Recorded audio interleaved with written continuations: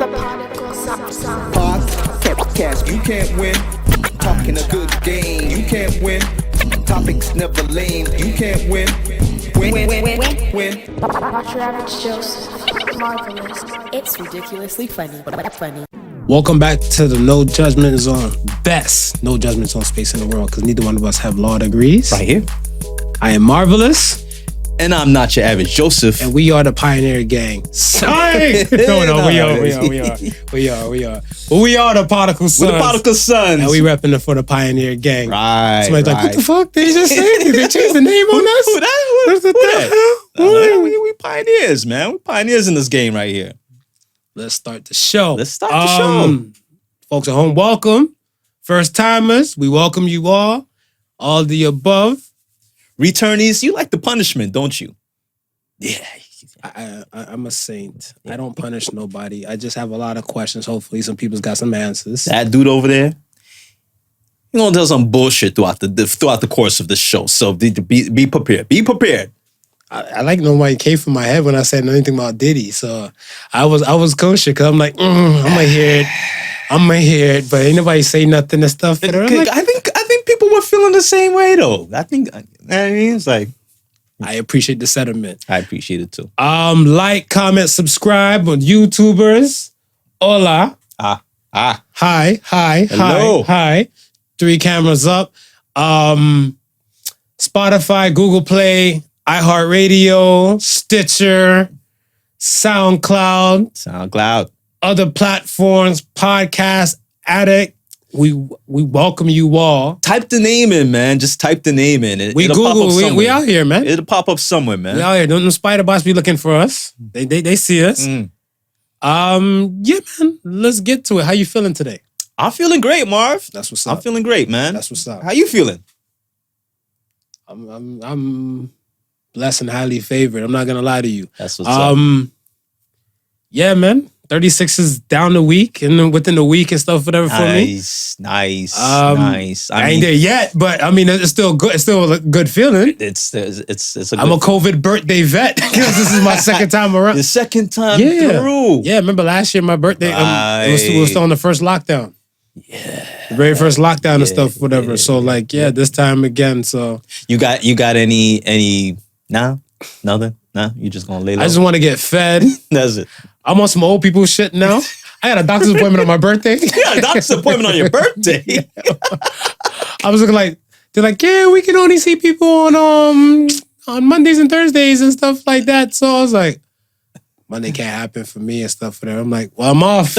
She's like, yeah. She's like, okay, so April 29th? I'm like, yeah. Sign me up. That's the one. If I have no other option, then yeah.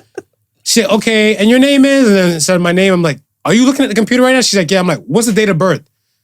She's like, oh my gosh, you're going to come to your doctor on your birthday? I'm like, you booked it. I ain't got a choice. I'm like, yeah. I'm like, you know what? It is what it is. Everything still got to get done. But you know what? That'd be nice when you hear that clean bill of health right up in the beginning of your day. Nah, because he's going to set me up to go do blood work and everything. He probably going to try to finger me and everything like that. Ain't trying to buy a brother no birthday cake. Yeah. So if you're lucky, I might not fart on his finger and stuff like that in the process. If he's trying to do all that kind of prostate checking and everything. I'm an old soul now, so I'm not giving too much fucks now. Your doctor still the finger up the butt? Nah, I haven't got that and stuff in a hot minute. Yeah, they switch it up I got a family history of prostate cancer. Right. So like they do blood work, and then sometimes they want to do like check. So I don't know if he might be low key on the rapist. Yeah. So if you hear me hashtag me too and stuff, you already know. I know what went down. I won't call his name on the cast before he start giving me different kind of treatment. But I'll mention his name someday soon. You know what? It's all in good health. It's all in good health. This man might be going home to his family and shit like that. But like, yo, that big head, forehead fucker came in again. Guess what I did? What did you do, honey? I fingered the fuck out of him. Like, it's not comforting to know, but I'm thinking I'm getting like the best healthcare possible. Yeah. So I'm rolling.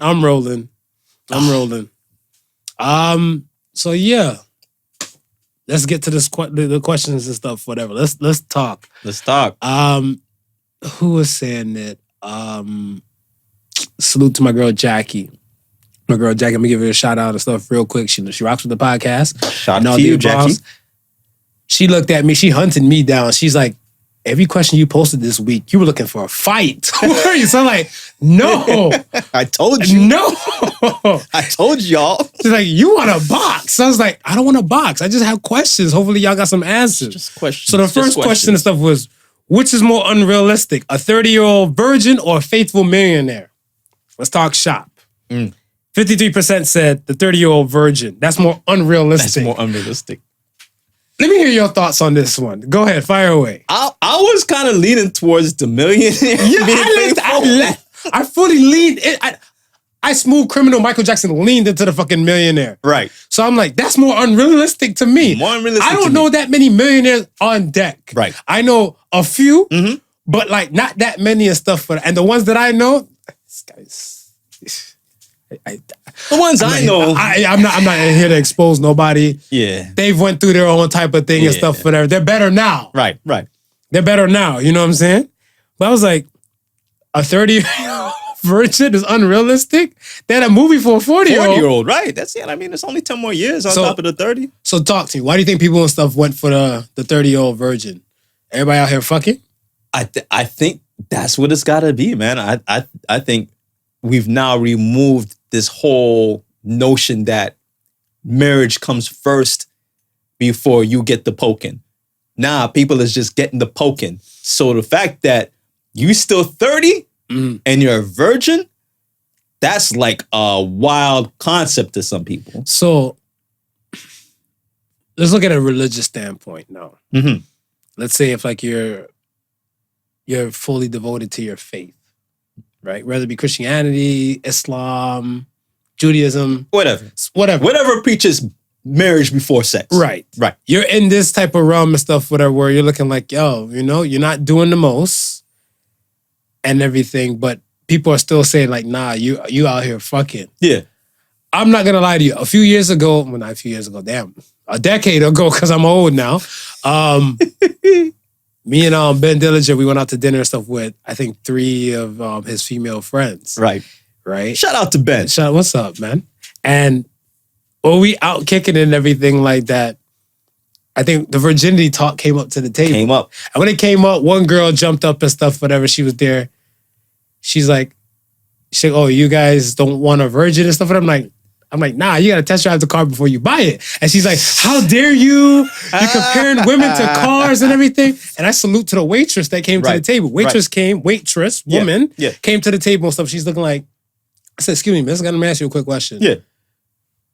Would you marry a person without having sex with them? And woman said verbatim, you have to test drive the car before you buy it. Wow. So she said exactly what you just said. So I didn't even look at, I didn't even look at, like, as she walked away, I'm like, God bless your heart. She walked away. I'm like, I didn't spaz. They said, she compared men to cars? How dare you? And then Ben punk ass, he's like, one of these don't seem like the other. So they were all upset. All 3 of them were upset. Man, they were hot. I was like, yo, what if these girls really were virgins? I thought about it like later that night. Yeah. Whatever, right? I think with my perverted mind and stuff, because I am the king of perverts and everything like that. Yeah. I just assume everybody's fucking. Now, I assume that. Yeah. So, but my thing is stuff like, what if these girls are actually truly and dearly holding on to some things? Because I feel like, especially from a woman's side, yeah, it's kind of like, you know, they want to maintain minimum body count. Right. And I want to say that's supposed to be saved for a special particular person. Yeah. Right? And I feel like another thing to add to it, they don't really preach that sex is for pleasure for women. Now they do. Now they do. Like the younger generation, they're getting that. Like Summer Walker, Girls Need Love Too. Right. They're getting that now. But I want to say, like, women, like in my time, they kind of made it seem like it was all for men. Yes. So, well, I mean, let's be honest. They look at it from a perspective that most of the men that they with probably coming quick. So they probably never get into that pleasure principle of love heart.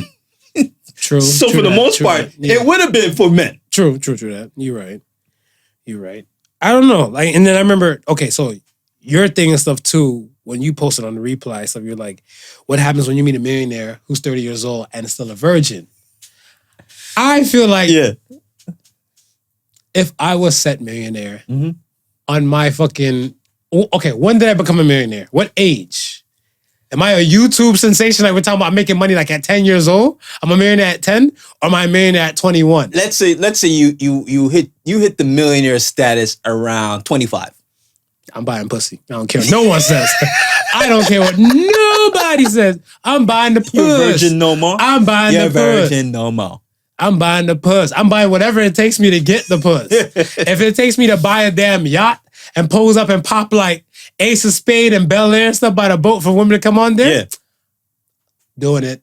I mean, the fact of the matter is, if you're a millionaire, you probably don't have to buy it.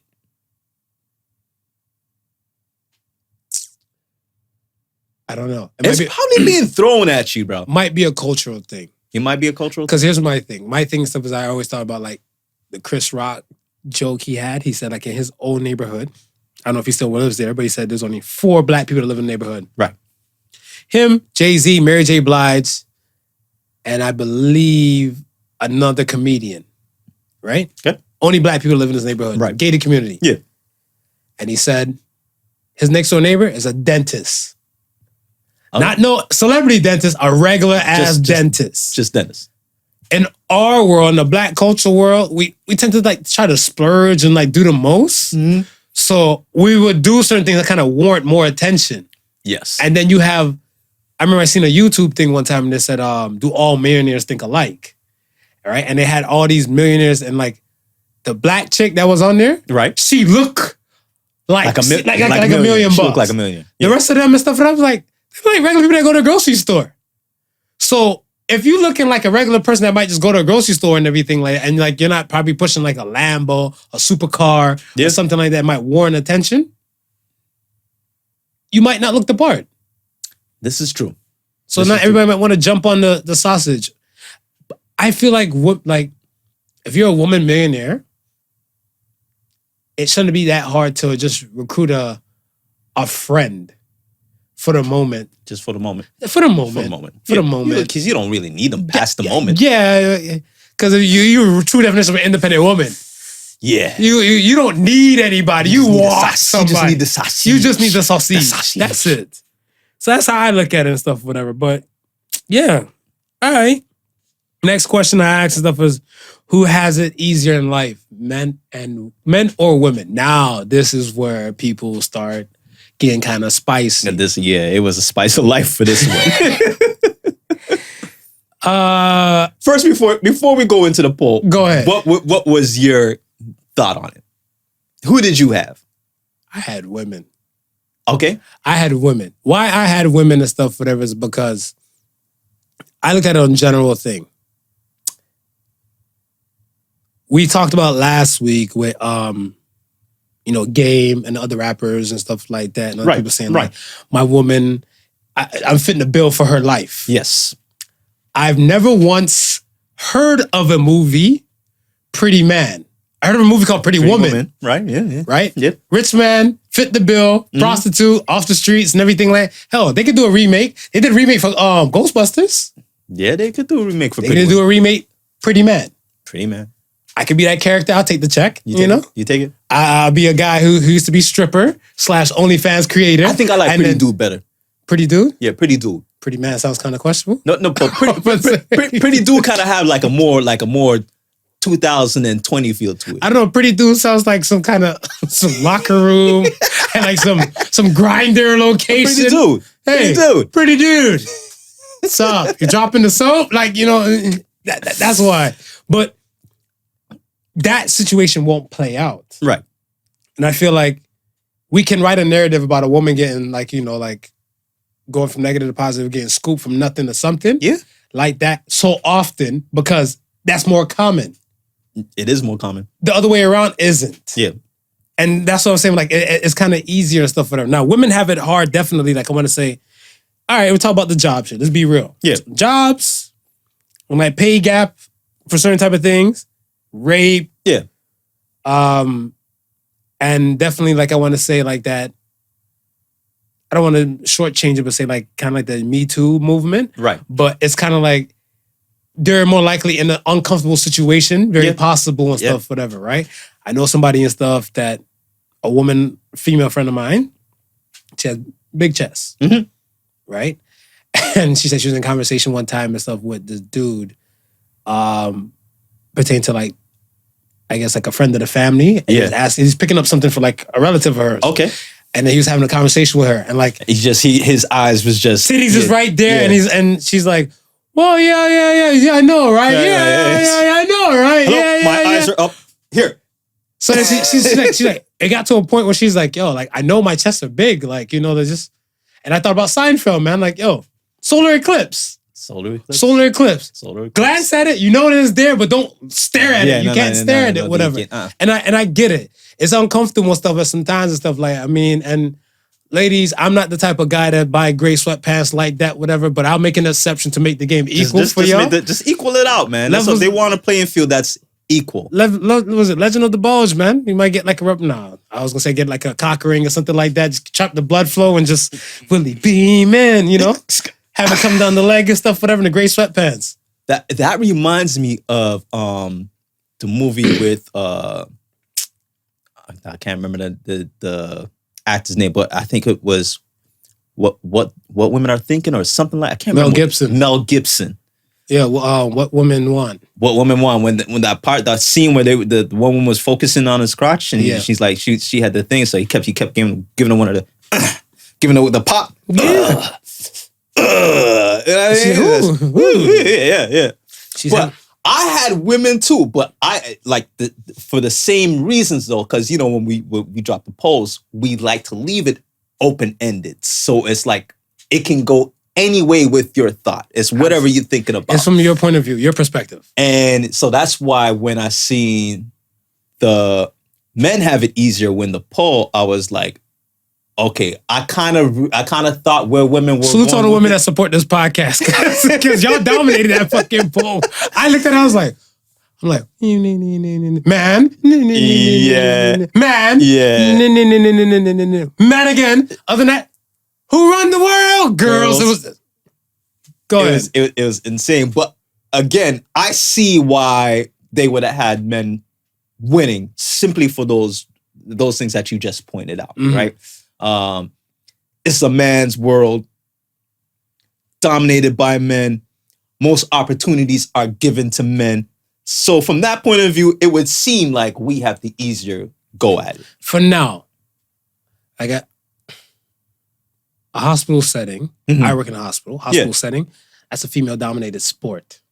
Really? Hospital settings a female-dominated sport. I'm just not talking about from the nurses. There are male nurses and stuff that are there and everything like that as well. Yeah. But it's a female-dominated sport. And I'm talking about like from my CEO. So you're like doctor-wise? Doctor-wise. Because at one point that was a common complaint about hospitals. Like it was like most doctors in hospital settings were male. 5 doctors I know from 5 MDs that I know are men. Right. And there's more women MDs at my hospital that outweigh men. That's one. My CEO is a woman. Okay. Puck. The CFO is a woman. Yeah. CEO is a woman. And yeah, the director of programs and stuff is woman. Like, women, it's a women-dominated sport. I applaud your hospital. But I said, like, I've always said and stuff with them, like, women, y'all rock. Yeah. Women rock. Yeah, of course. They dominate. They have a higher graduation rate than men. Right? I think the dopest thing and stuff for them was like, you know, some women, they're not into having children. Right. But the ones that are into having children and get back to the business, back to the grind. Yeah. That's fucking commendable. Yeah. And I dig that. So the fact that my hospital across the board is, I want to say probably 80% women. Wow. 80% women.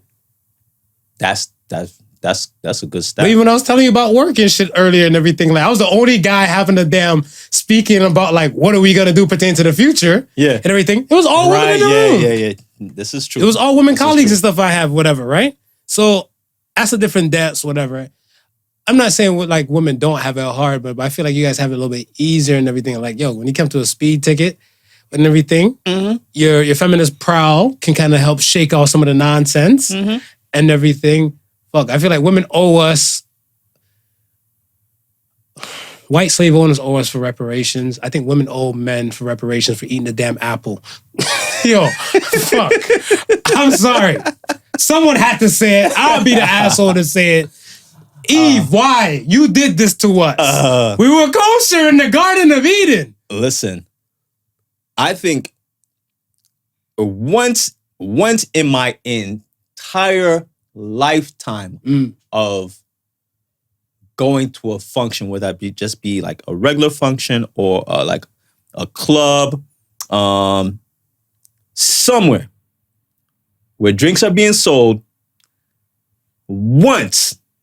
It was a sausage party? No. Once has a woman ever come forward and bought me a drink.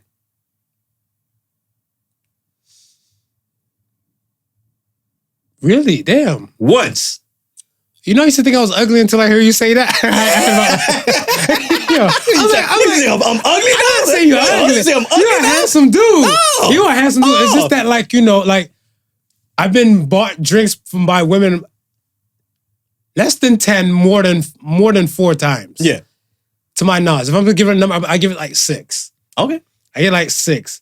Because I remember one time and stuff, whatever, like, yo, I think we were going hard. We used to go out, like, we went out every damn day of the week and stuff, whatever. Right. Ben will confirm some shit, whatever. Right. We went somewhere, and chick's like, hey, you want some shots? I was like, don't mind if I do. And then he's looking at me, he's like, slut. He slut saved me. Okay. I've been in the group settings where women have offered to buy drinks and okay. drank. Yeah, Okay. but like, just to like, hey, can I buy you a drink? That's only happened to me once. One time, like, no, twice. So I think like one time and stuff, whatever, when the marriage thing was popping. Right. I went out by myself before Lil Man was born. Yeah. Because she was tired, you know, pregnancy and everything like that. And it's my first. Okay. So they did the OBGYN, she's like, yo, you got to make peace and stuff with whatever time you have. Because once this kid comes, that's it. It's a wrap. That's it. Yeah. Your whole world is shaking up and everything like that, whatever. So I went to like a restaurant to go watch like a basketball game. And I'm there having some thing. And the lady, I'm at the bar, like just smashing, just looking and stuff, whatever. And then she's like, what are you drinking? So I was like, Cream or Spring, a type of beer. And she's like, tastes good? I'm like, I hit the spot with the nachos and everything like that. Yeah. She's like, I'll take one and get him another one. I'm like, I'm married though, but I can't eat your box. Thanks, but you know, she's like, no, we can just have. I'm like, all right, cool. You want some nachos? So I kind of slid the plate in between us. Right. So I'm like, I can't eat all this by myself. Yeah. I just here to watch the game and get a little 1-2 and stuff, whatever, right? Yeah. So then we start beatboxing. She's like, why are you out? And I told her my life story and stuff, whatever, at that point in time and stuff, whatever. And she's like, it's cool. And she's like, so what if like certain women try to make passes at you and stuff with them? Like, no, I shut it down. Same way, I flash the ring. Yeah. I show you and stuff with her. Right. So she's like, okay, I get it and everything like whatever. So yeah, I got some times before. Okay. Pre-COVID. Now let's flip that around. How many times have I bought drinks? How many times women be out in the clubs and just be getting drinks? Come on, man. I have a friend. Good, because I got a friend story too. I got a friend story for you. So motherfucker, I ain't gonna call her name out and stuff like that. I gotta talk to her about this damn story, but check it. So one friend has big ass titties. Okay. We back to the titties again. That's men. We sucker for titties. Literally. Suckers. Yeah. She had one friend has there's a miracle bra. Okay. So there's Wonder Bra and there's a Game Step Up and something called Miracle Bra. Right. The other friend with the not so blessed chest, took 2 ankle socks, put on the Miracle Bra, flatten them things out, and put them under her real titties. Okay. Right? Yeah. So now they look kind of voluptuous and jiggly real. Right. In the Miracle Bra. So I'm like, what kind of sorcery is going on? I was like, girl, pass me the brush. Contour the shit out of her neck and like the cleavage area and stuff, whatever. Yeah. And then she's like turning left and right, and the whole shit is moving. She went from, let's say, 36, let's say 34 C's to like some double D titties and stuff, whatever. Right there. I'm like, what kind of sorcery is this? One like, shot. why would you do some shit like this, whatever? I'm like, that's fucked up. Right. I'm like, yo, you should be sued for some stuff like that. She's like, no, I want free drinks, just like she's gonna get free drinks. Just for the fucking drinks. This what y'all doing. Just for the drinks, man. Listen, I had one friend tell me she was out in the club, right? Dude stepped up to her and was like talking his shit, this, that, and the third. And he's like, oh, what you drinking? And she's like, well, I have a rum and coke. And Donna, what you drinking? Oh. Susie, what you drinking? Oh. And everybody started ordering. Nigga couldn't do anything but buy drinks. I'm like, are we all fucking? Because if so, yeah, we all drinking tonight, boo. And if no, we're not that kind of women. I'm like, I'm not that kind of guy. I'm like, yo, what the hell? See, it get kind of vicious and stuff like that, and I see it. See, I was talking about, and see, the easier thing, Yeah. there's more women being flown out than men are being flown out. Oh, for sure. And I feel like when a woman gets flown out, whatever, she's not obligated to have sex. Men or women, they're not obligated to have sex. But there's expectations. Listen. There's expectations. Women and their girlfriends are getting flown out. I could barely get flown out by my damn self. And I think if I get flown out by a woman, she gonna make me. She gonna want me to eat her ass. I feel like some wild shit. Yeah, she's like, wild shit's gonna happen. She's like, oh, you want me to fly you out? You gotta eat ass. You gotta eat ass. No, she ain't gonna tell you that. She gonna buy the one-way ticket. Then when you get there, oh, you trying to get home? You gotta eat ass. Excuse me. I'm not trying to do it. See, that's what I'm saying. That's why. That's why. Yeah, eating ass upon arrival, upon departure. Upon departure. You the very eat last ass. day, she spring that shit on you.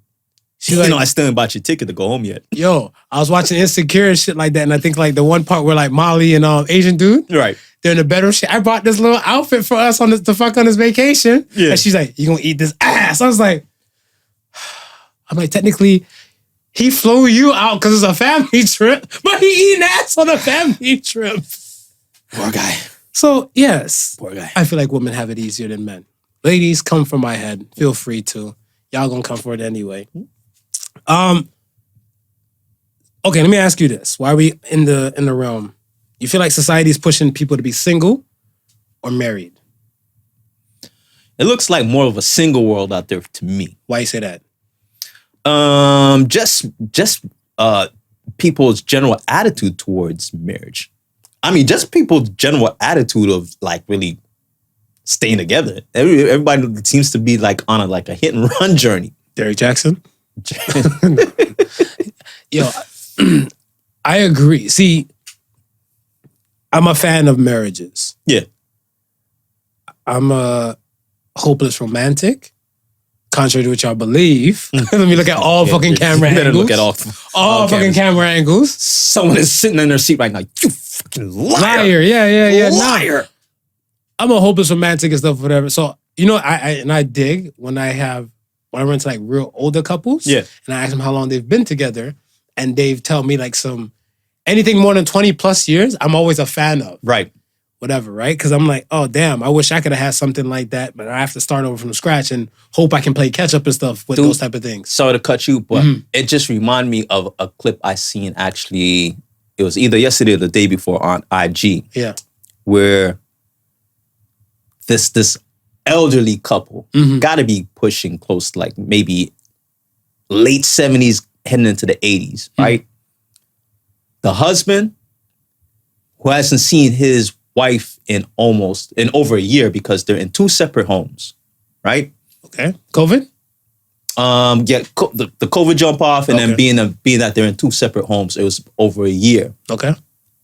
Surprised his wife by moving from the home that he was in to the home where she was staying at. And she was like, she had her walker And it's like, as soon as they seen each other, it's like the strength, like she threw the walker aside and she just like the nurses had to like run beside her to make sure she don't fall over. And they just embraced. And bro, that's beautiful, man. It was the most beautiful thing I've seen in such a long time. They just stood there and just held each other, bro. Yeah. It was like, wow. That's love, testament, man. That's man. love, That's a testament. Yeah, man, that's love. I dig that. And that's the marriage aspect and stuff, whatever, right? Not the wedding, because motherfuckers get confused or whatever, like, you know. I want to be bridezilla for a fucking day. I want to make his life from living hell. Let's go in debt over one fucking day. Like, that I'm not a fan of. I'm a fan of the marriage. Like, yo, like, there's some chronicles, some real shit. Yeah. And like, let's get to it and then let's go and try and make each other as happy as fuck. Right. And be together and love each other and stuff like that. Al Green, love and happiness. Love and happiness. That I'm a fan of. But I was like, it's like every time I look on like social media, it's like, motherfuckers is out here just trying to be single. Hot girl summer, hot boy summer. If she ain't sucking dick, I'm out. Yes. Like, if he ain't fitting all my bills, I'm out. Yeah. I was like, yo, it's kind of like, yo, Bumble ads are popping up now. I'm watching regular YouTube video. Bumble ads are popping up. You know, Tinder's still on the pop off and stuff out here. Stuff like, I was like, yo, Bumble and what's the other one? The app meant to be deleted. Fuck. Hinge. So I was like, yo. I wonder if AshleyMadison.com is still around. Ain't no problem that, you know, Google search can't solve, you know? Because I think that was the original get yourself a jump off website. Not Ashley Furniture, motherfuckers. Yo. Madison.com. But still here, baby. Still there? Still there. Still there. Live and direct. I have the feeling that what a lot of these people don't realize, at some point, you're going to get old. And all the things that you look for in a quick here, there, wham, bam, thank you, ma'am, or men relationship, that ain't going to mean shit when you're old. You're going to need like some true companionship. You're going to need somebody that you can talk to. No, like, I want to say straight men, hetero men that I know, I've never once heard them say that they don't need a woman. Okay. But I've heard a lot of hetero women saying they don't need a man. Yeah. Right? I heard women saying this about, I got my vibrator, I don't need this shit. You know what I'm saying? Yeah. If a dude would say, I got my sex doll, I don't need this shit. World War III's about to start and stuff like real quick, right? And I always look at it where I'm down for the independent woman. Hell, independent women and stuff, like independent women, you're single and everything, like my left nipple get hard. Right. I like the fact you can do shit without me. Your movement by yourself, we're forced when we're together. Right. But it comes off a lot of times and stuff is that it doesn't feel welcoming to certain type of dudes.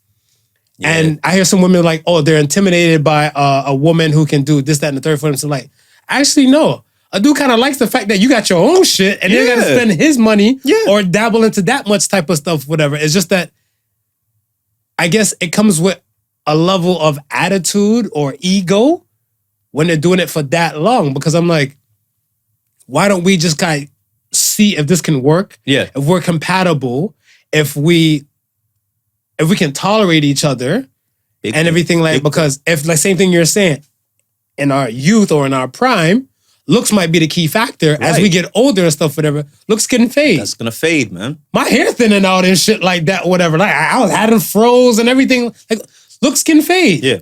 Look, certain things and stuff like aesthetically can fade and change and stuff like that, whatever, right? So I'm like, let's get over the. I don't want to say like the basic stuff, whatever, but let's get over like the aesthetics and let's get into the morals and principles and character type of thing. Mm-hmm. Do you want a good woman? Do you want a good man? I heard my sister tell one of her friends and stuff with her one time. She's like, the problem is you go out there looking for a good looking man. I go out there looking for a good man. That's why we're never on the same level. Right. And I was like, yo, that's dope. That's real shit. Makes sense. That's real shit. And some women and stuff, whatever, they just like, yo, they can't be bothered and stuff. Hell, I heard one woman told me directly, this point in her life, she's not really looking for a man, but fuck it, she'll give it a try. I was like, am I a joke to you? I am not a boy toy. I am a man. So, with that being said, what does it say with the whole family structure and the family dynamic is now the family changed? But if you look at it, the family structure and having kids and making babies and everything like that. I'm not saying the concept is far off, whatever, but it's way different from what it was before. From right. I want to say, back then you might have siblings and stuff. Fuck, my mom had I think what, 8? Yeah. 8 siblings? Shit, my dad had 16. Yeah, my pops family. Yeah, my pops, fam and everything. Yeah, like that, about that. Yeah.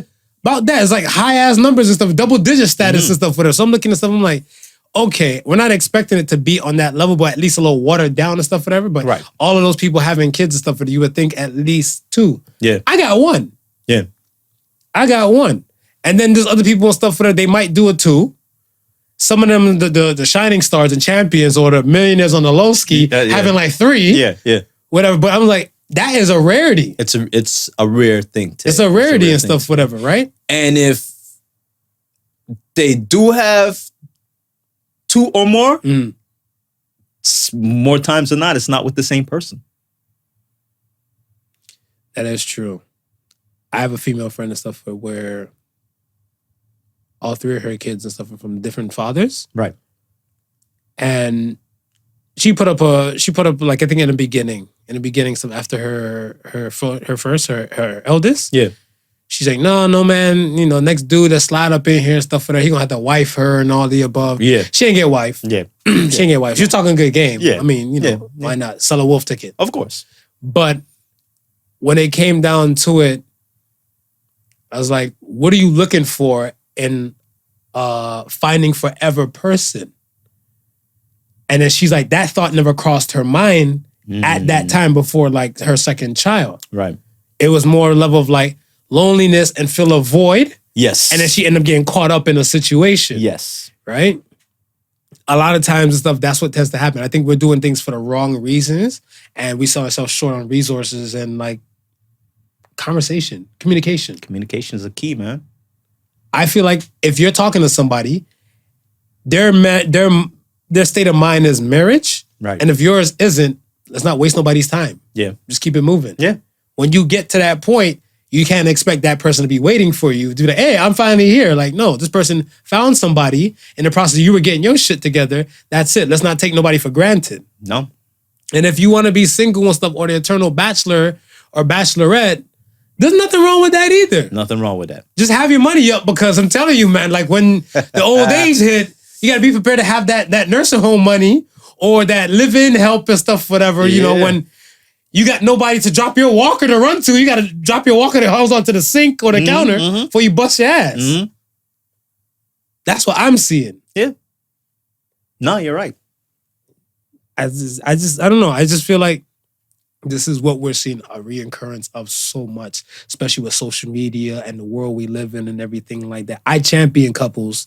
If you're married, you're listening to this and stuff, applaud yourself. You should applaud yourself and stuff, whatever. Thank you, sir. Know? Thank you, sir. You're doing your thing and everything like that. And if not, don't look at somebody and stuff or try to shun somebody because I want to say, what is it? Ludacris on that song, that one more drink. Everybody too picky, too big, too fat, too tall, too this, too that. Like, have a drink and quit discriminating, man. Like, yo, loosen up a little. Yeah. And see, try to see a person for who they are. Have a conversation with them. Well, I mean, I think we spoke about that before. A lot of people shoot themselves in the foot looking for things that don't exist. Yeah. Agreed. All right. Let's get to the elephant in the room. This week was the week. Derek Chauvin. How do you feel? Tell me how you feel. I'll be your shrink for the week. Well, listen, I'm glad that he's been found guilty on all 3 charges because, to be quite honest with you, I didn't think it was going to happen. Yeah. I thought, just like so many times before when we've seen this, that some way, somehow, he was going to get off. I know they were really pushing hard with that whole the defense using that whole drugs in the system type of deal, trying to make it look like that is the cause and the only reason why. I mean, Floyd passed. So on that alone, I thought, looking at the jury, I thought, it's not looking good, man. So first and foremost, I'm happy at the fact that he's been found guilty. Okay. I'm not ecstatic. You're not ecstatic? No, because because go ahead. I want to hear this. This is just one in. How many times have we seen this before? That's how I felt. So I felt the same way. I looked at it and stuff as if we're playing video games, right? Yeah. So all my gamers out there, we're playing video games and stuff, whatever. You're first player, you have all the experience, I'm a little brother and everything like that. I'm over on this side button mashing, protesting, making noise, trying to all the above. You got this game hook, line, and sinkered, mastered. Right. And everything. I feel like you just threw me a petty victory to kind of quell me from saying, Mom, he's doing it again. Yeah. It's like one of those notions. So I felt just like that. Throw you a petty victory to make sure you keep playing. Well, yeah, because look, if they didn't throw the victory, right? Yeah. I feel like if they didn't throw the victory, look what all happened when the situation went down. Riots. Yeah. Businesses was destroyed. Right. This is a worldwide movement and everything like that. Yeah. If I'm any kind of sane person where I'm controlling, let's say the powers that be, I'm in your world, hashtag Illuminati and everything like that. This is not good for my dollars before the verdict. Yeah. Yeah. And now after the verdict, if the verdict's not gonna go their way, fuck it, we back in these streets. We breaking, we fucking shit up again, whatever. Yeah. We're gonna slow down businesses and all the above. We're gonna put more people in COVID cases. We're gonna put more cops and stuff out there where we don't need and everything like that. A lot of dollars gonna be spent. Throw them this petty victory so we can all have a peaceful fucking day. Yeah. That's what I felt like. Like I said, it felt like that. So I was like, I called somebody and stuff, whatever. I was like, yo, what's up, man? Happy 420. Yeah, more reason to light up. Stop this. I was like, yeah. They're like, you don't seem happy. I was like, but is this going to be a trend now? Listen, I was more happy at the fact that Red and Meth was on Versus. Yeah. Tons of people and stuff would turn into that. I was more happy about that. There was a cop. He spoke to the Insider when I was doing, looking up some research. He said he retired last week, the week before. He retired the week before, right before the verdict was read. Yeah. And I always say, tell me how you really feel when you have nothing, nothing that harm you. Right. My man said he feels like this is he's a former cop, and he said this feels like a bad movement, and he feels like this is gonna be a trend. Do you feel like it's gonna be a trend where cops gonna start losing these battles and everything like that? You know what? For the simple fact that it does quiet down the rioting, it does allow business to continue. I can see it. I can see it being in the background, like just like that ace card that they can use when they need it. But for the most part, if they can get the boys in blue off of whatever they can get the boys in blue off of without having a little extra drama behind it, I think they still gonna try and get the boys in blue off whatever they can. Okay. I don't think anything's changed. And I think the police know that nothing's really changed. I think they're thinking exactly like how you're thinking.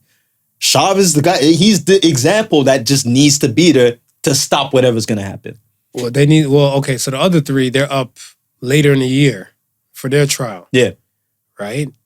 I still think like the amount of charges, even if Chauvin is to do half, he's still doing well over 25 years. Right.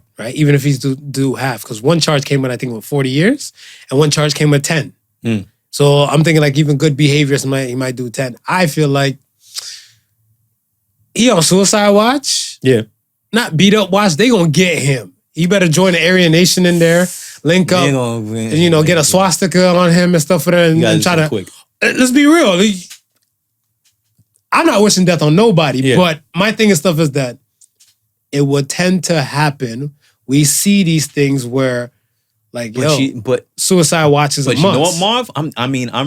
I'm really thinking about it, and if I'm really thinking about it with my conspiracy hat on, I'm saying to myself, yo, listen, you're gonna have to go to jail, but don't worry, we're gonna make sure the jail that you go to, we're gonna have some people in there that can watch you. Possible. You're right.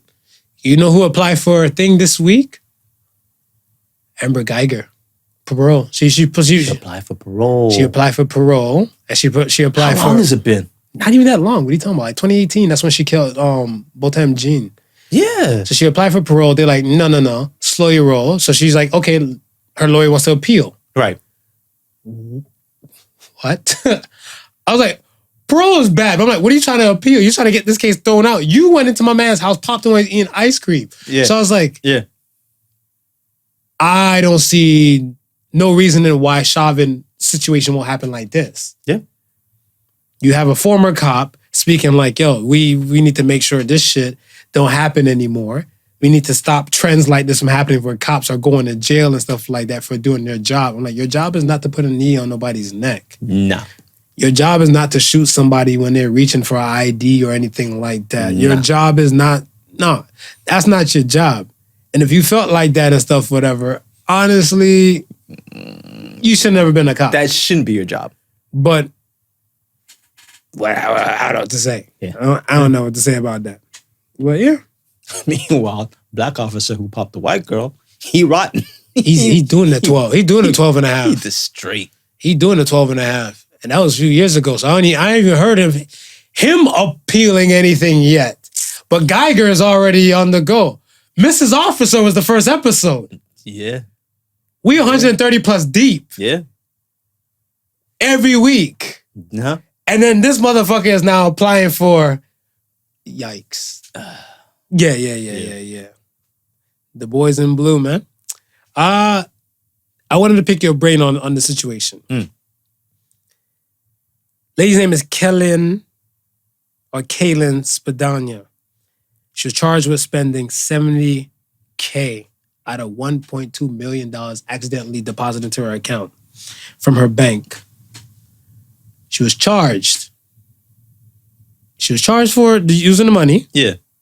And fired from her job. She was police dispatch. Okay. With those kind of law enforcement jobs, yeah, you can't have things like fraud under your belt. Right. Is that fair? But I mean, is that really fraud though? Up top. Up fucking top. I mean, is that fraud? You put the money in my account. Fraud over here, windfall over here. I'm leaning towards windfall. But it's got nothing to do with me. It got nothing to do with me. It's not like I contacted a Nigerian prince and say, I'm going to need you to e-transfer some funds from there, like bounce around an account to give me this stuff, whatever. Like, I've done nothing. They were supposed to deposit $82. Right. They deposited $1.2 million. Wait. Do we know who deposited, or they didn't release that information? They just said the bank. The bank. They said the bank and stuff, whatever, right? And the bank was Chase. Okay. So that's what I'm saying. Like, they fucked up. How do you fuck up and put $1.2 million in somebody's account? And that person wasn't fired. You see, that's some bullshit. That's some bullshit. I lose my job and stuff because I want to pay down on the house and get me a Hyundai Genesis Sport. I think I'm doing reasonable things. I didn't buy a king crab I'm doing reasonable with things. it. You know what I'm saying? I'm pretty sure she sat with it a little while just to make sure that, you know what I mean? Like no, she's smart. She moved fast that day. All within that day. Within that one day. Yeah. She should have sat a little bit. How long would you sit with that then? I would give like a 3 days. 3 days? Yeah, and then rise up like Jesus Christ on the third day and spend that money. my gun hold gun ass, whatever. And once I realized it's there, I've been like this. I'm like, the fuck? Because I would have looked at him like, I thought I had $4,000. Yeah. Like in my head, I'm like, did I have I swear I had like $4,000, like over $4,000 in the account. And now I'm turning around and I'm looking and stuff. I'm like, wait. See, the problem is that there's no way in hell that you're supposed to have 1.2 mil. Why is that a problem? My Lord works in mysterious ways. Why is that a problem? He worked for the bankers. He works in mysterious ways. I'm like, dear Jesus, bless me with a lotto ticket. What's the song? He's an on-time God. Yes, he is. What's the hook? He may not come when you want him, but he be there right on time. Hey. This was one of those right on time things? Hey. The lotto's different, man. Yeah, but you played the lotto, so you can expect that there might be a windfall. Right, but my Lord and stuff is looking at like, you know what? I'm going to need you to stop wasting this lotto money. I'm going to need you to put that donation money to the church. But until then prove to you that I'm real. I'm going to bless you with 1.2 mil. Well, guess what?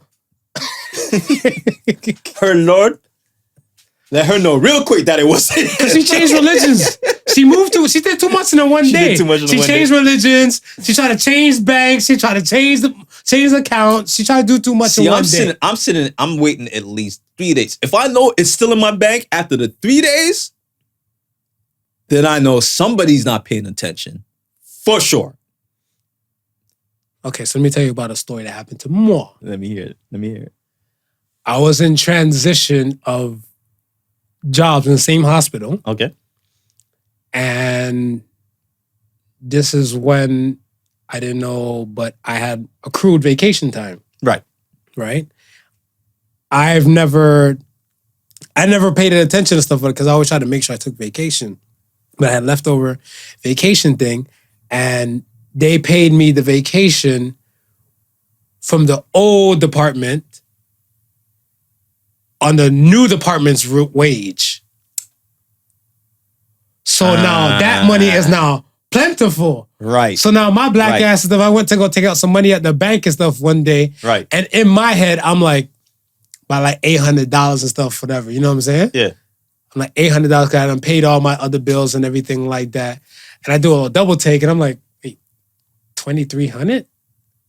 So it's like, let me see what's going on a savings account. Because I had some money in the savings account, but I was like, but you didn't have that much. No, this is the check-in. It went to the check-in. So I was like, no, because the check-in I try to keep like a little minimum amount and I move it to the savings and stuff, whatever. Right? Yeah. I have other accounts attached to like the banking thing, whatever. Yeah. And I was looking, I'm like, let me bring my black ass home and go look on like online banking, like where this extra money came from, whatever, right? Real quick. And then I was looking at stuff, I was like, oh, okay, well, fuck it then. Carpet diem. This when Parasuco was still popping and stuff. I bought me a little Parasuco pants. I was popping. I was a Parasuco. Yo, I was a Parasuco. Oh, I was like, I'm gonna look good and stuff in this, whatever. Then I receive a letter and stuff at the job. Come from HR. Hi, they accidentally paid you too much and the wrong type of thing. So in the next few paychecks, we're gonna kind of deduct. I'm like, you motherfuckers. See, that's how it's gonna happen. That's how it's gonna happen. So I was like, I'm sorry, was that my fault or was that your fault? It seemed like a you problem. It seemed like a you. It is a you problem. It's a their problem. That's what I'm saying. So I'm like, why should I get penalized and stuff? Pertaining to this woman's case? Yeah. It depends on the person. Citibank fucked up 1 year. They were supposed to deposit $7.2 million to Revlon, like a Revlon bank company. Account. Yeah. Right. Thank you. They deposited $900 million. Ooh. They didn't penalize Revlon, and they used some of the money. But I guess if you're good for it, you're good for it. Yeah. And I think that's still fucked because we need to keep the same energy across the board. Yeah, we do. So, I mean, let's say if she went and bought a mansion or a nice size house and stuff whatever in America for like $500,000? Yeah. Yeah. Lock her up and teach her a little lesson and stuff for that. But she only used 70 racks out of the 1.2? Come on. But that was a problem though, because with these banks, they keep a history on you, right? They know how much is going in. They know how much is coming out, right? Right. So when you withdraw 70 racks at one time, the bells go off. The bells is not going off when that money's being deposited into your account, because that's a banking thing, right? That's like the bank is doing that. So there's no checks and balances for that. The bank automatically assumes they know what the hell they're doing. But to see 70,000 come out of an account where you probably only take maybe $100, $200 the most. Yeah, because that shit sets alarms off. Even on my banking app, what pissed me off about my banking app and stuff, whatever, is that they have this thing automatic. I didn't sign up for it on the app, but it'll tell you and stuff like your monthly spending. Right. Bitch, Yeah. stay on my life. Like, yo. You spent $400 more this year than you did last year. How you know that? I was like, stay on my mix. Stay on my mix. I'm not a fan. I don't know. I just looked at it and stuff like it wasn't a victory for, well, she's a woman, but it wasn't a victory for the small person. It was always victories for the, It was a come up. It was a come up, but then they used her and then she lost her job in the process. She shouldn't have lost her all those job. type of things and stuff like that. I'm like, what would you do if it was you? Would you not do the thing? Well, you said 3 days. My Lord moves faster than yours. So clearly somebody's religion is wrong here. I guess yours might be the right aspect and mine must be wrong, but my God's an on-time God. Yes, he is. That's the story and I'm sticking to it. Maybe she should have probably just went with smaller increments. You know what I mean? It's like she bought a whip. Move it from here to here. You know, she probably would have got away. That's what she got fucked. Yeah. Because she tried to move it from the accounts. So they're like, oh. Yeah, but she tried to move 70 G's. No, she spent 70 G's. She spent 70 G's. She tried to move probably more. Like she definitely moved more than if she only spent 70 G's. Yo. You gotta siphon it slowly. Like drip, drip. $100 here. It's true. $100 here, $200 here. So yeah, I mean something that's not out of ordinary of what you already do. Because the banks, they watch everything. Like I remember I had a conversation and stuff with, I know a dude, you know, he was getting it in. Right. He was hustling hard. Banks, their systems go off and stuff, whatever, when you deposit more than like 10 grand at once. Yes. He believed in like, you know, having banking things to do other things and stuff like that, and he hustled hard. Right. So once a week he would do a deposit. Right. 10 grand would flag, so he would deposit 9,500. 9,500. Strictly on the radar. He could have dumped a whole bunch of money in at one time, but you're like you said, siphon a little bit in. You gotta siphon it, man. You gotta stay underneath the radar. A little bit underneath the radar. She probably tried to move 100 racks like real quick. I was like, you go, girl. Yeah. You'll be missed. I wanted to talk about New York. Let's talk about the great state of New York. Yes. New York has been going through some chronicles with the whole COVID dance, you know, their bodies and their COVID counts and everything like that. Right. Been shaking it kind of grim for New York, but then this is a suffocating, marvelous blessing in disguise on this side. New York becomes the first state to end prostitution prosecutions. Let's talk about that. So they still hoeing out in the streets? Yeah, well, it's getting warmer. Like, it is getting warmer. It's getting warmer. Not everybody, some of these OnlyFans chicks, they get thirsty. I'll tell you why. Right. A friend of mine's told me. You got a lot of friends, man. I have a lot of fucking friends. Don't worry about me. A lot of friends. We good over here on the BFF bank over here. Okay. A friend of mine and stuff, whatever, named Martin, he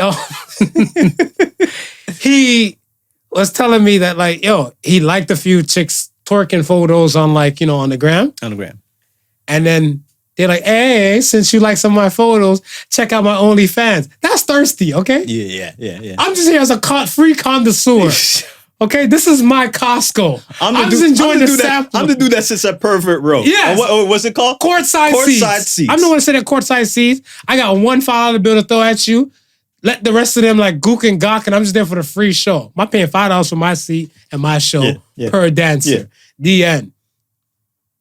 I might not be down to support that black business and stuff for her at that time. But this prostitution shit, though, Black Pages is gone. Let's go, New York.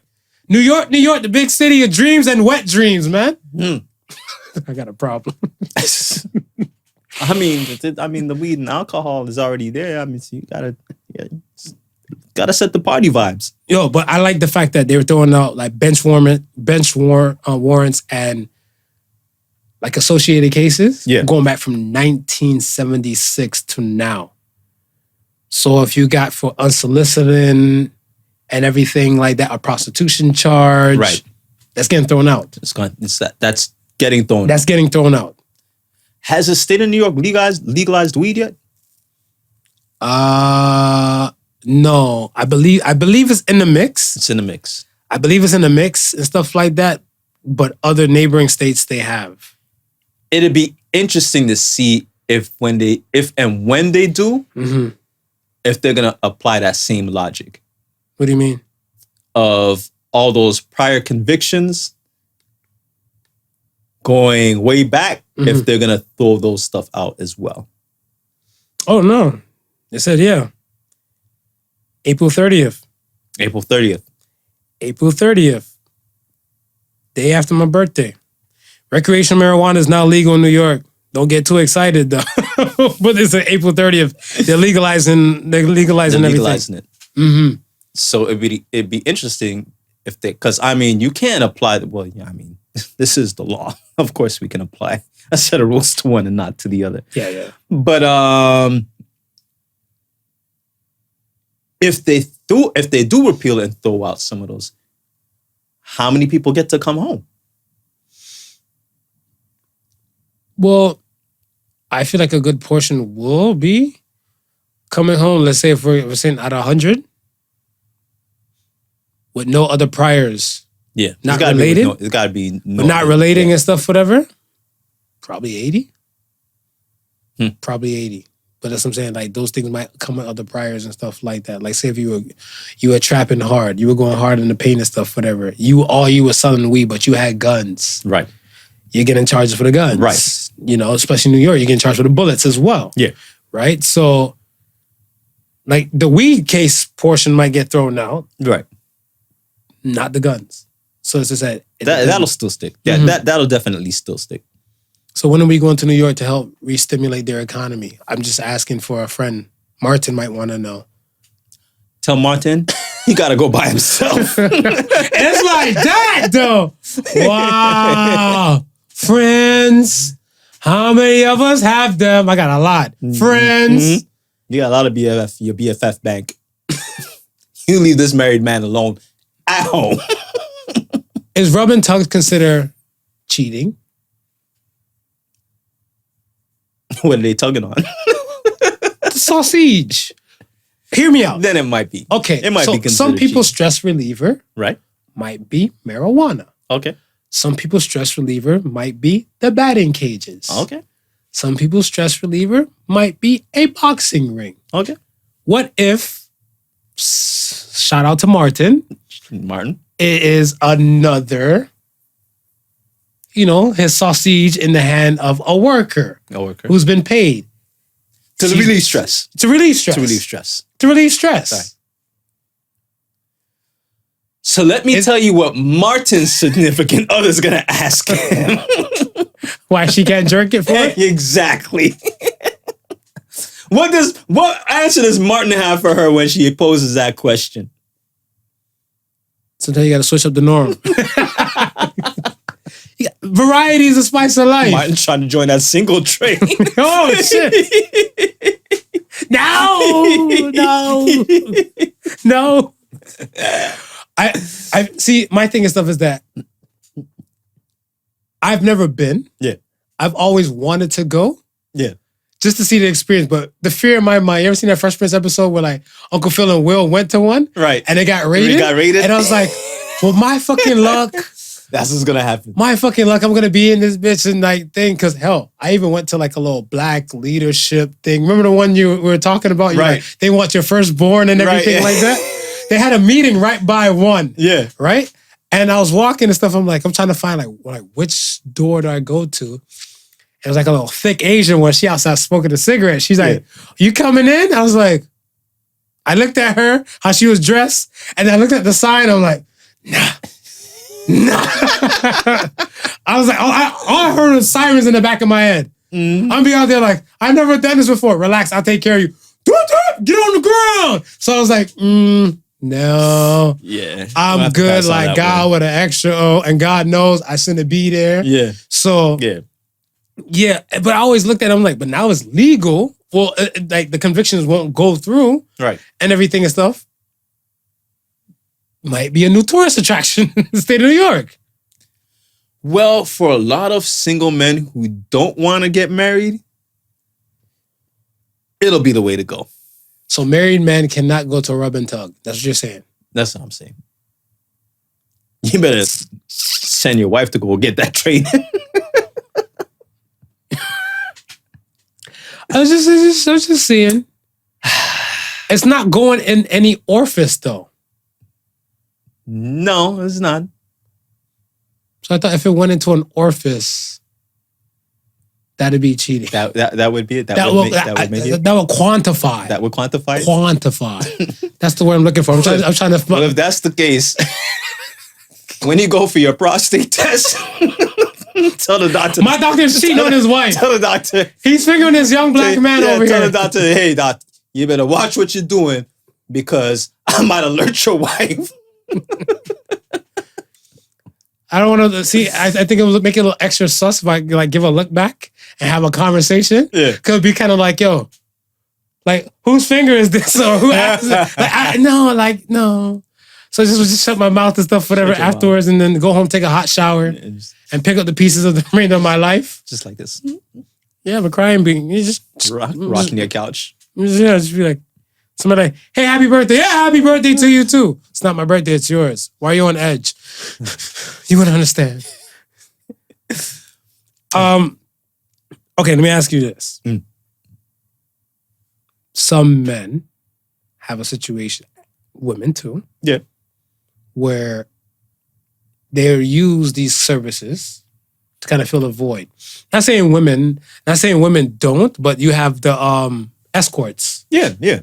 And I always feel like a man's strip club is way more tame than a woman's strip club.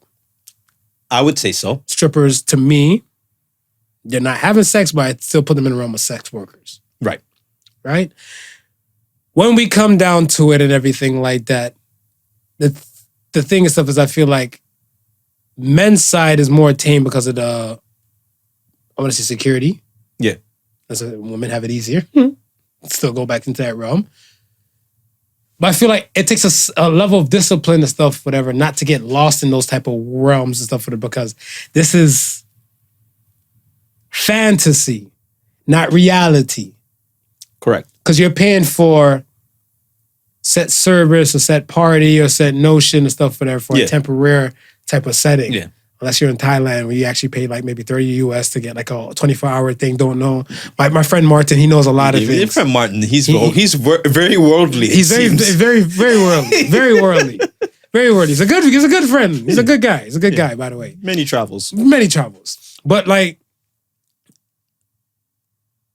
self-discipline to say know when to hold him and know when to fold him. Okay.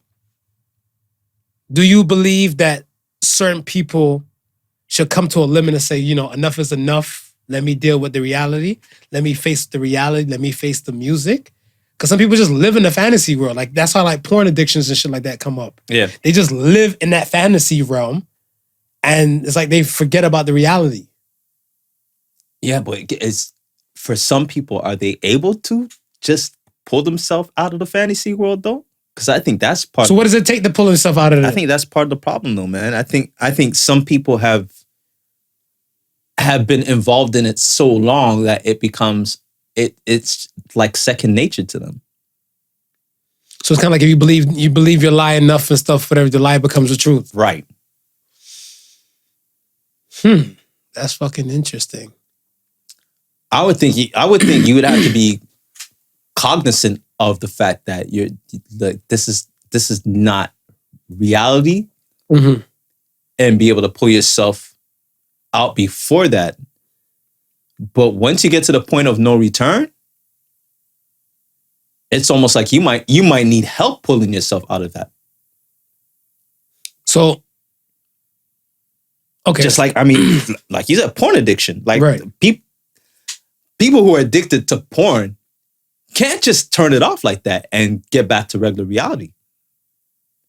I feel like there should be some kind of self-discipline before you add the help factor and stuff. Well, that's it's kind of like that's what I'm like saying. a drug addiction. But that's what I'm saying. You gotta realize, hey, this is a fantasy world. I'm at the point where I find myself being into it too much. Mm-hmm. So this should be a sign to me that I need to back away.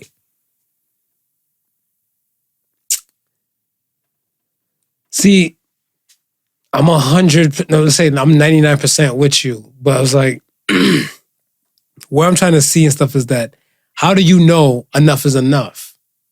See, that's the problem. Some people don't know when enough is enough, and for some people, that limit might be different. Okay, so how would a person build up like self-discipline towards something like that? What would you recommend? Change your internet service provider? I'm just fucking. I would recommend you actually seeking something in the real world. Oh, like a significant other. Yeah. But I feel like yes. I just feel like they might have these unrealistic expectations when they get set significant other. But I think that's part of bringing you back to reality. Oh, so when you're like, oh, I can't kick in your kneecap, spit on your back, and call you like the Captain Hook, you know, you're like, arr. Yeah. Oh, shit. You're like, no, you're not spitting on me. Maybe that only really happens in porn. Yeah. Right? So now you're starting to clue in like, okay, maybe I shouldn't be in that realm with you. Or maybe you find that sort of action outside of porn. Because there's swinger clubs. There's people who have fetishes. Prostitution in New York. There's a whole bunch of things that exist outside of porn that still deal with that realm. But you know what? At that point, at least you're back in reality. I think people should call themselves out on like their excuses though, because I feel like people make excuses like in the notion of it. Yeah. You're like, yo, I'm not addicted to porn. No, you might be addicted to porn. You might be addicted to rubbing tugs. You might be addicted to strip clubs. I seen a guy with a hat that says strip club veteran.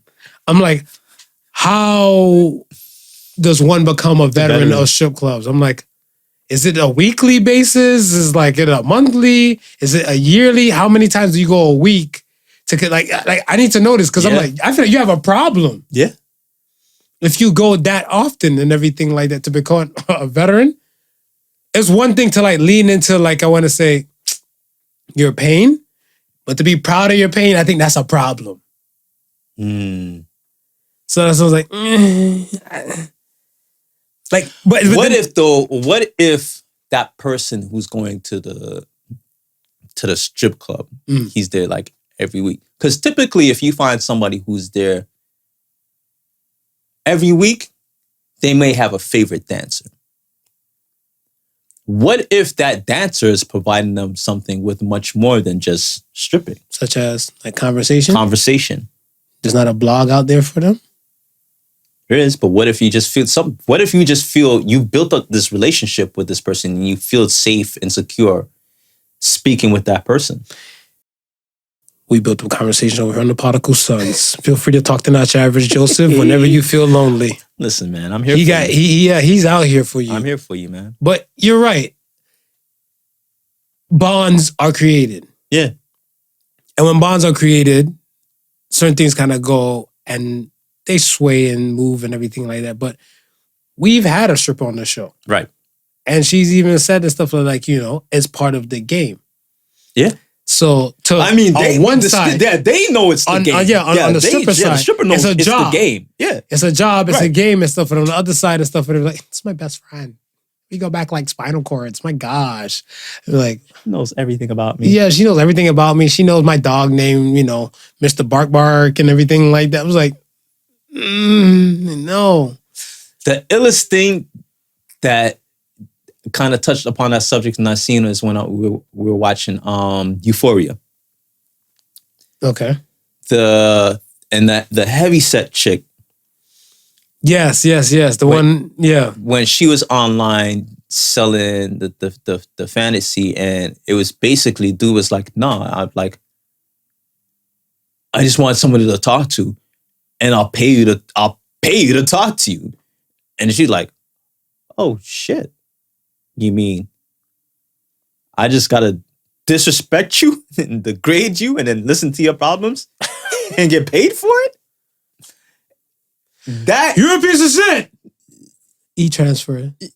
You know what to Marvin, not Martin. Fuck Martin for now. That person now, that person I would say has a problem.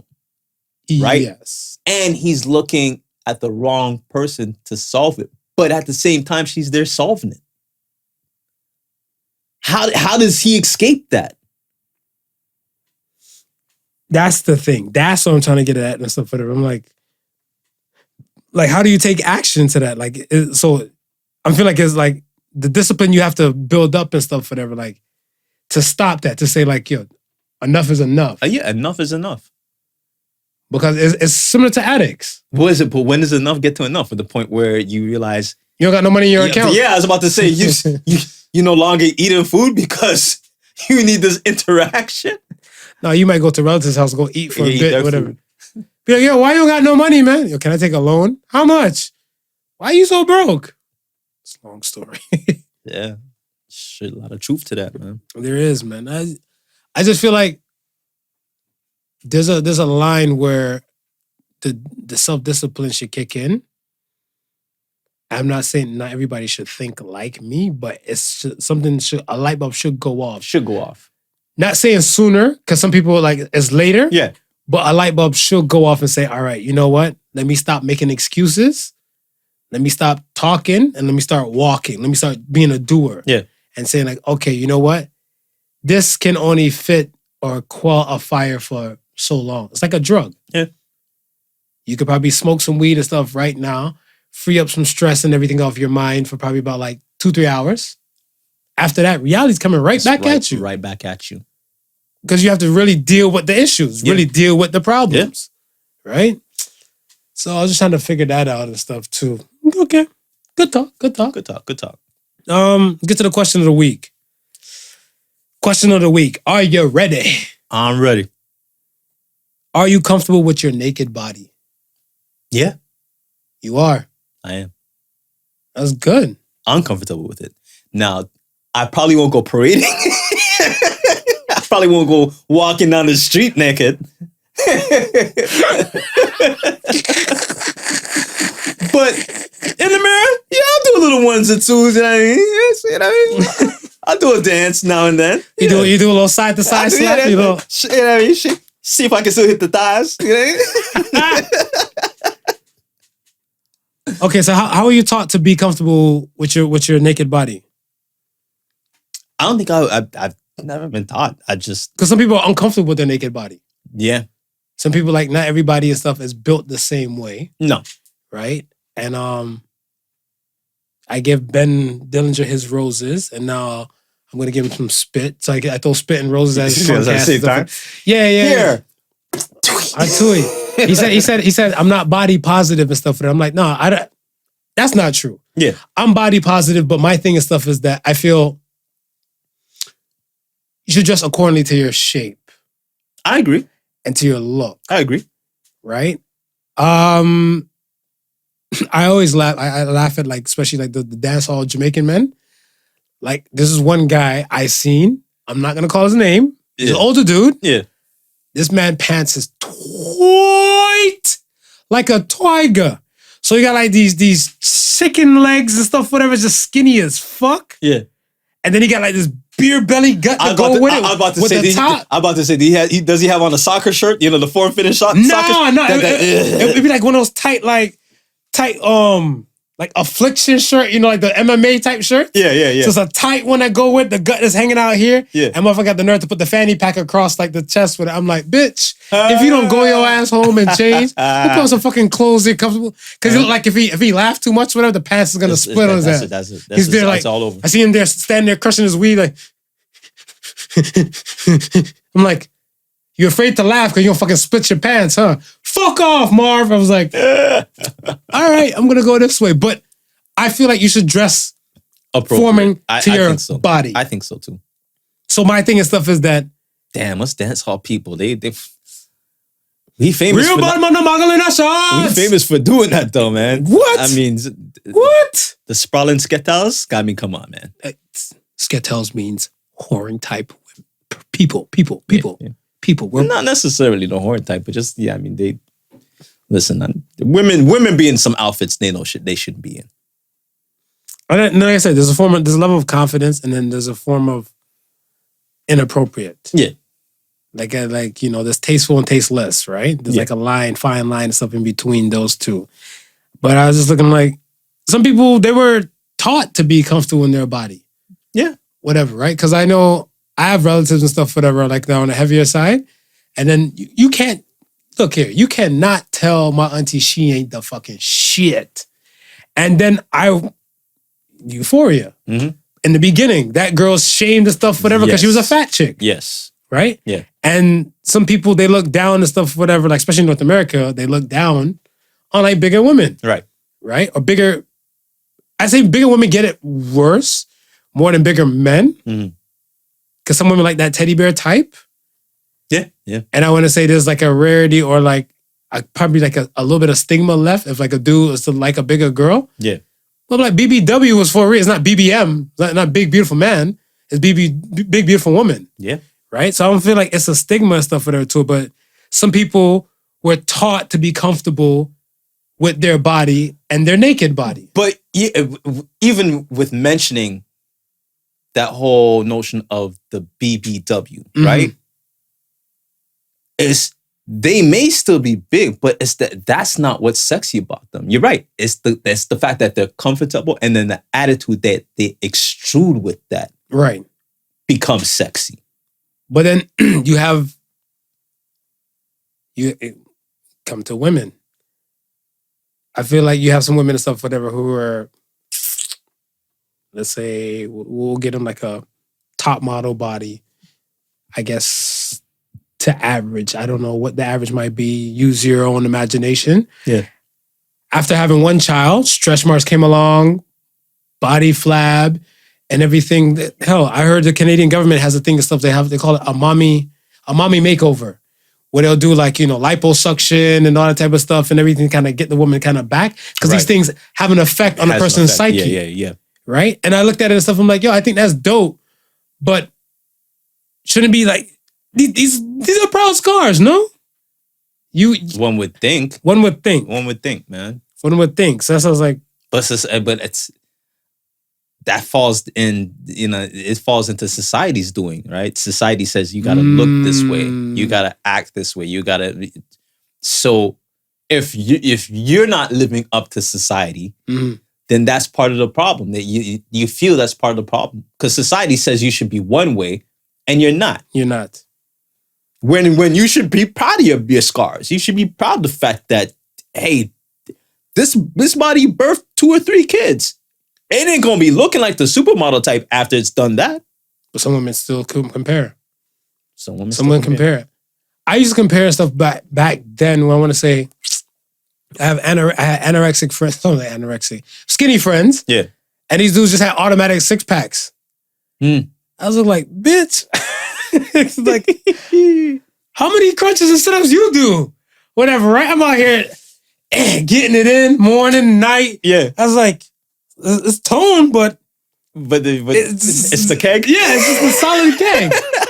So I was like, man, you know what? Fuck it, whatever. But then, like, like, okay, when was the first time you were impressed with your body? What was a body part on you and stuff for there from like neck down you were impressed with? I would have said it would have been my stomach in my teen years. Oh, you were one of those automatic six pack people? I was an automatic 6-pack kid. For me, it was my calves. I did a lot of walking. I got mailman calves, man. You got mailman calves? Check these guns out. Look at that, boy. I can divot like... Shoot. What? UPS don't got shit on me, man. Nah, man. I'm solid. Bro, that's hail, sleet, and snow. That's what I'm saying, man. I'm there delivering the parcels and all the above. Don't got shit on me. I'm like, yo, don't play with me and my calves, bro. But, I mean, I was impressed with... At least you have to be... It starts from somewhere. It's got to start somewhere. It's got to start from somewhere. You know, and the funny thing is that was probably like the last time I would look at my body and say, okay, that's impressive. You know what I mean? I can still count the 1, 2, 3, 4, 5, 6. But then I didn't really pay much attention to it or to my body until when I started working for Gap. Okay. And I was like doing stock, right? Now, that is just, I'm talking anywhere between 30 and 50 pound boxes. Right. I'm talking moving close to maybe 200 to 300 boxes a night. And then just walking from one location to another location. And without even thinking about it, I'm like, I'm doing more exercise at that job and that routine than I probably ever done in my life. So one day, I stood up in the mirror and I was like, nigga, you chiseled. And I'm like, where did this come from? And I'm like, yeah. My name is Willie. Yeah. Willie Beeman. I keep the ladies creaming. Right? And I was like, I looked at wifey one day. I was like, hey, look at me. You trying to get some of this dick? You trying to get some of this dick? You don't see this? Look at this Adonis in front of you. Look at your husband. You better come get some of this dick. Bet you haven't seen this in a while. That's dope, man. That's dope. And then, yeah, I'm a fan of. I believe it. I mean, I'm a firm believer. If you don't use it, you lose it. Yes. Right? So, I mean, there was probably that time when you were six-packing it up. Right. But you didn't give a shit. You were doing you, living life, eating, not working out, and all that type of stuff. That's it. You don't have it no more. No. Yeah, and that's it. I think the body comes with the changes. Like, I want to say the biggest change that I've had to embrace and stuff, whatever, was like after I turned 30, random body parts are just hurting. Yeah. They're just hurting for no goddamn reason. The other day I was sitting down and stuff, I was doing like mad research and stuff, whatever, for some other things and stuff, for like podcasts and all some other type of shit. Just looking. I sat down I was there sitting in the same position for probably like 2-3 hours. And then I got up and stuff. I'm like, damn, I'm feeling kind of thirsty. When I got up, I felt like I needed like a hip replacement or something like that. I was like,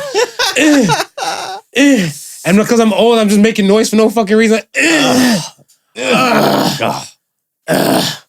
You know, I was probably jerking off and stuff in the fucking dining room table and everything, but I was feeling it. And I was like, this is what happens with the body. The body is not the same. Age, yeah. I'm always shocked, but I understand it with certain women and stuff. Like, I want to say it's go time, naughty time and everything like that. And they want the lights off. And I'm like, yo, I know you've had a child, birthed a child. Right. And everything. You said it to me a long time ago. I think I was 19. You said it to me. I'd never forget. We were driving your car, stuff, whatever. Yeah.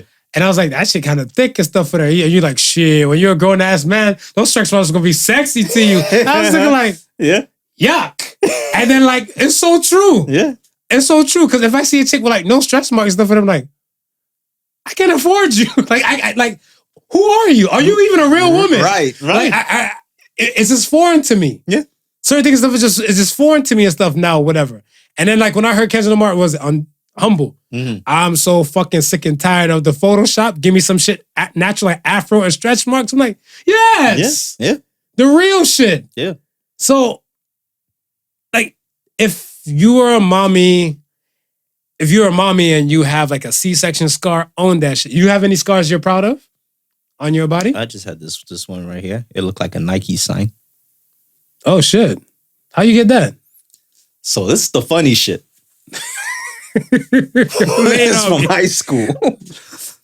We used to play this game where if someone was walking too close to the lockers, you would jump over them and slap something like you was dunking on them. Yeah. This one day I seen G. G was walking close. G Wonder. Yeah, he was walking close to the lockers, and he tall too. He tall, man. He tall, man. Yeah. And I seen he walk underneath the exit sign. Mm-hmm. So I was like, shit, I'm gonna dunk on him. So I jumped and I slapped the exit sign, and the point in the X caught my hand. And I came down. I didn't even feel nothing. I was like, yeah. They were like, you're bleeding. I'm bleeding. I'm like, what? And my running went from this straight to the office. Oh, shit. Yeah, man. I can't even remember how many stitches I had to get for this one. But I was like, yeah. I was like, oh, that's my Nike sign. Just do it. And I did. I got tons of war wounds, bro. I'm full of the war wounds. You full of war wounds? I'm full of war wounds. I don't even know where to fucking start. That shit. Is that Nike? See that Nike? Just do it. I know I got one on my arm. I think that shit might be slightly kind of faded though. Yeah. Yeah, most of these shits. This is from a car accident though. Oh, that's recent. Yeah, this is recent. Like I'm proud of this, whatever. Because I'm like, if I walked away with like this and like the little lacerations and stuff, and my son is alive and I'm alive, and the truck that hit me, that's a thank God moment right there. These little small ones was from glass from the car accident that I was in. Okay. Yeah, they're faded now. Man, I told you, I'm not just only I believe in that dove thing, man. Love the skin you're in. Like you got Stu, you got it's yours. You know what I'm saying? And if you don't feel like you don't. There's nothing you can't do about it. Like I hear a lot of people think, I feel like I'm gaining weight. I feel like try exercising. Try doing something. Like there's no try and put yourself in the discipline notion and stuff to say like, you know what? You think about the gym. You think about trying doing better. Yeah, just do it. Me, my inspiration is a Janet Jackson music video. I look at an old Janet Jackson music video, that motherfucker is cut. And when I see her shit, I'm like, let me just do a few crunches. Right? Let me just do a few crunches. It won't kill me right now while it's in my mind. And I just get in the notion. Yeah. And a little music and stuff like, putting on like some beast workout type of music, and I just go at it from there. Bro, I seen a picture of a 60-year-old dude the other day. He was like, ripped. Cut the hell up ripped. And I'm like, there's still hope. There's still hope, There's man. still hope. There's still hope, most definitely, man. But you're right. You gotta have that regimen. You gotta put in a lot of women. And here's the thing. We mentioned this before when women feel like their men don't find them any desirable because they're this and they're that, and that's why their man cheat, and then they break up with their man, and now they're on this self-improvement tip. Now they want to go to the gym. Do that shit before, boo. Do that shit before. You feel the notion and stuff, but if you feel like he looking at slimmer chicks, ain't no harm. You know what? I'm not gonna lie to you. Yeah. I started jogging again, whatever, when the weather broke like a few weeks ago. Right. And I went on the weekend, and when I was going and stuff, I guess the early morning hours that I went, because I wake up kind of early, like a crackhead, even on my day off. I seen a bigger woman. She was, I want to say, like, she was a plus size woman. She had her headset on. She was black too. Yeah. She had her headset on. She's doing her thing. I'm doing my thing and stuff for her. I'm just going and stuff. I'm just jogging and everything because the sun's not fully up, so I'm not wearing the shades. Right. And I'm just going, and she's going and stuff, whatever. And I'm just focusing on like the cold ass air in my lungs. Yeah. And then I guess she tried to wave to me, but I didn't see anything and stuff, whatever. So I think like when I came back around, right, she's running the opposite direction. I'm running the opposite direction. Then when I came back around, she's walking back. So I look at her and I give her a head nod and stuff and everything. And I see her lip movement. So I just pulled out one of the AirPods. I'm like, she's like, oh, I said hi to you and stuff, like morning to you on the way going and stuff. I'm like, yo, I'm sorry. I was too focused on the music and breathing this cold ass air. Right. Because this ain't summer air we're moving in, whatever, right?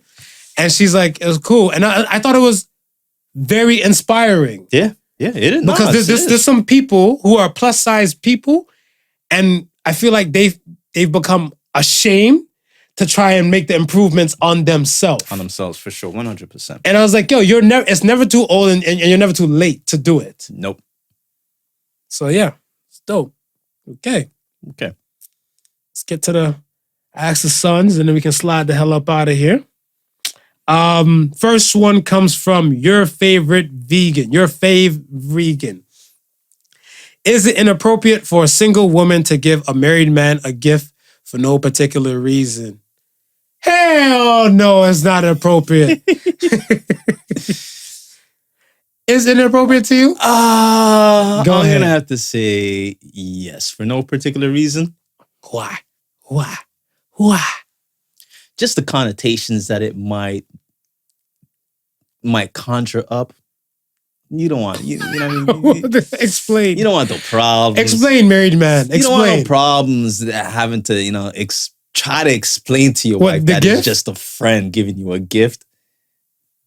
It depends what the gift is. Okay. Depends on what the gift is. So, okay. Me, I love my socks. I know. You decide, man. Yeah, I love my socks. I got my Pac-Man socks on today. Mm-hmm. I love my socks. I've had women that I'm not romantically involved with, Right. or I don't have that notion in my head, but I've been told men are oblivious. Yeah.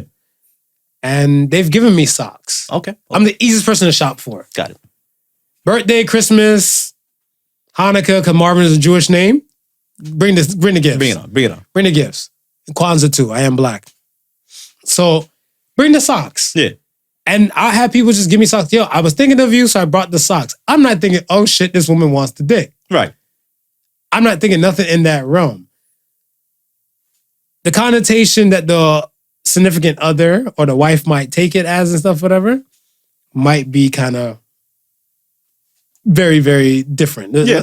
Looks dodgy. Yeah. Dodgy, mate. Dodgy, mate. Looks dodgy. So, I mean, I kind of get it, but my thing and stuff is that we might have an inside joke. This is true. It might be an inside joke. Now, if the inside joke don't go too far and everything like that, whatever, be like, yo, we had an argument about nachos and stuff, whatever, like you're an idiot that wear your nachos and stuff on your head. Here, I brought you some nachos and stuff so you can take to the house. You'd be like, who gave you those? Did you buy some nachos? Like, no. Karen from work and stuff gave me some nachos. Right. Why the fuck she feeding you for? I was like, no, it's a joke. It's just a gift. You ain't tell her you eat at home? R.I.P. Rob Ford. I got enough to eat at home. Like, you know what I'm saying? But yeah, that's why I didn't feel like it was inappropriate. Yeah.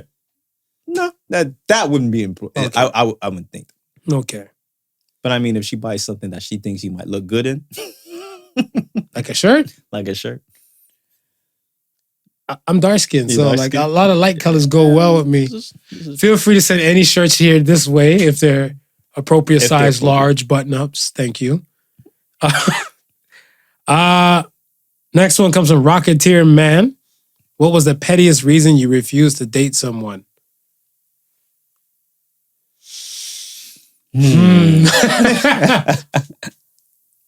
I'm Petty LaBelle though, like especially back then. Yeah. Oh. One time I went to the movies with this one chick Mhm. and she had on she was wearing flip-flops. And if she'd have took her flip-flops off Mhm. and put her feet on back of the movie seat. What do you mean? Like, they have the seat when the road and the rows row in in front of front? you. Yeah. So she just kind of put her feet straight up on it? She took her flip-flops off and put her bare ass foot on the seat. You're like, I'm not fucking her no more. Yeah, I was like, nah. This is just not. We're not rolling. Call me Betty. But that was enough to have that one date, and that was the one date it would be. I don't like certain women when they put feet on dash on the car. You I cut a chick off for that and stuff for that. got a chick out for that? We were in my car, one of my old cars and stuff like that. We get ready to go out, and I was like, "Oh shit!" She drove to my house. I'm like, "Oh shit!" I left something inside. Yeah. Let me just run in and stuff for her. She's like, "Sure, no problem." But I said, "You know what? Before we go for this drive, I grabbed what I need to grab, but then I went to go piss. Right. So I took a little bit longer. Okay. Not that long and stuff, but still less than 5 minutes. Yeah. Came back, she had her feet like kind of all up on the dash and everything like that. I'm like, hey man, take your feet down, man. She's like, what? Like, you took a while and stuff, and I'm like, She's trying to get comfortable on the ride. I don't give a fuck. Like, yo, I was like, yeah, this is our first and last date ever. Yo, so yeah. Last question comes from No Hoodney. If you were to survive on fast food only, which chain would you pick? I've grown an affinity for the Big Mary. The Big Mary sandwich. That's a lot of fried food, though. Dog. I know, man. That might have to kill me, bro. Yo, this guy. They never take me alive. Yo, I'm down with Subway. You down with Subway? I'm down with Subway. Okay. One of my boys, salute to my boy Mike, his punk ass stuff, whatever. I remember there was one time that he would always call me and it never fails. So that's why sometimes when I go to Subway, if I see him call, I just end the call. Because I like Subway. Right. And I remember there was this one girl. She's like, what are you, a white chick? That's what she said to me. She's like, why do you like Subway so much? I'm like, they got a variety of sandwiches. I'm not eating the same one, you know. They do. Sweet onion chicken teriyaki, you know. It's not switching up with the meatballs, steak and cheese. Now they got the breakfast game and stuff in there. Subway can take my money. Subway would be that chain for me. All right. So I'm okay with Subway. All right. Coming to the end. Hit them off with a So Say the Suns. So Say the Suns this week. I'm ready. The celebrators and the haters pay the same price for your pay-per-view. So say the Suns. Yeah, man, let them know it's a pay-per-view, man. You got to pay for this. And these people, the same people that wish you well, like I heard Lil Wayne say it one day. He's like, some people line up to watch the Titanic rise. Some people watch the Titanic sink. Yeah. Yeah. They're still paying the same price and still doing the same thing to watch everything happen. So it's up to you or whatever show you want to put on. That's it. That's it. All right, man. Right. Once again, thank you to the Pioneer Gang for the clothing. Thank you. We in it to win it. Right. Big shout out to our sponsors, P Creative Studios and the Zuo Wrist Essentials. Yes. And I think we're good, man. We that's it. Once again, man, thank you for listening to the Podical Sons. Remember, the difference between genius and stupidity is genius has its limits. Peace and love. Y'all be good out there. Peace. The Podical Sons with Not Your Average Joseph and Sofa King Marvelous.